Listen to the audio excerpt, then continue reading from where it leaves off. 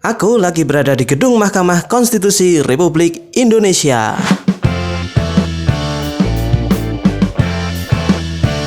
Kalian masih ingat nggak? Pemilu 2014, 2019, dan 2024 kemarin terjadi sengketa atau perselisihan hasil pemilu. Lalu, siapa sih yang memutuskan sengketa atau perselisihan tentang hasil pemilu itu? Ya benar, Mahkamah Konstitusi. Di video sebelumnya, aku berkunjung ke gedung KPK dan gedung DPR MPR RI. Sekarang aku mau masuk ke dalam gedung Mahkamah Konstitusi atau MK yang berada di Jalan Medan Merdeka Barat, Jakarta Pusat. Masih sama dengan dua video sebelumnya, video ini juga aku rekam di tahun 2019 yang belum sempat aku upload. Mahkamah Konstitusi merupakan lembaga tinggi negara yang dapat dikatakan masih baru. Lembaga ini dibentuk pada tahun 2003 setelah reformasi atau setelah amandemen Undang-Undang Dasar 1945. MK memiliki beberapa wewenang, diantaranya yaitu memutus sengketa atau perselisihan tentang hasil pemilu. Ya, seperti yang kita ketahui ketika Pak Jokowi dan Pak Prabowo maju di Pilpres tahun 2014 dan tahun 2019, terjadi perselisihan atau sengketa hasil pemilu. Begitu juga ketika Pak Anies, Pak Prabowo, dan Pak Ganjar maju di Pilpres tahun 2024, juga terjadi perselisihan atau sengketa hasil pemilu. Nah, yang memutus perselisihan itu adalah Mahkamah Konstitusi. Selain itu, MK juga memiliki wewenang menguji undang-undang terhadap undang-undang dasar.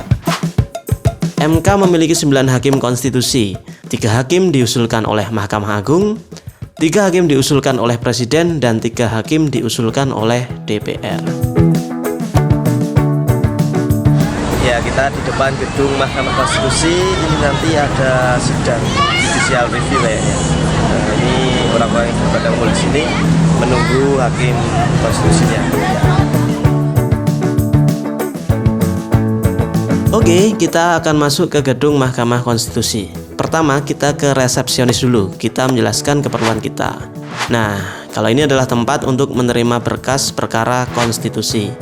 Selanjutnya kita masuk ke aula serbaguna yang cukup luas ya ini teman-teman.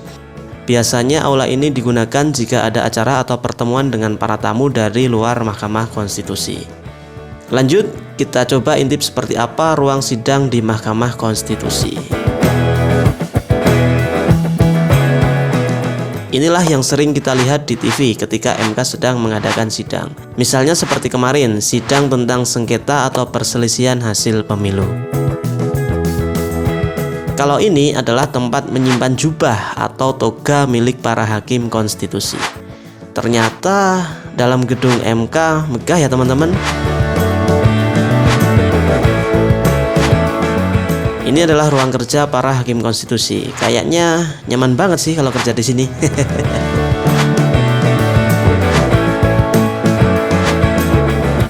Oke, coba kita naik ke lantai 5 dan lantai 6.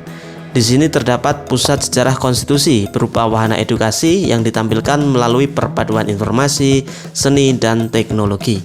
Di lantai 5 terdapat zona prakemerdekaan hingga zona perubahan UUD 1945. Lalu di lantai 6 terdapat zona Mahkamah Konstitusi. Di zona ini menggunakan teknologi interaktif ya teman-teman, bisa kita pencet-pencet seperti ini. Bukan mas, bukan yang itu mas. Oh iya, ini adalah gajah pada zaman dahulu. Ini sedang roasting ya, sedang kerja roti. Oh ya kan. Dulu ternyata bajunya seperti ini mas. Nah, kalau ini adalah game simulation. Kita bisa berubah secara virtual menjadi hakim konstitusi. Loh, tapi kok ini nggak bisa berubah ya?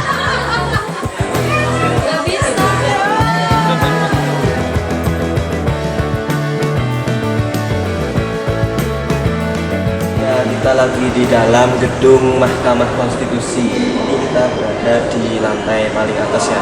Bisa lihat banyak atas.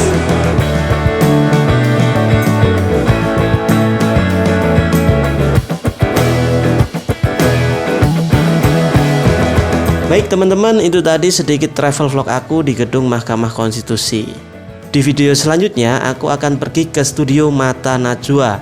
Biasanya aku hanya nonton Mata Najwa di TV atau di YouTube, tetapi kali ini beda. Aku lihat langsung belakang layarnya syuting Mata Najwa live di studio Trans 7. Sampai jumpa di video selanjutnya. Terima kasih.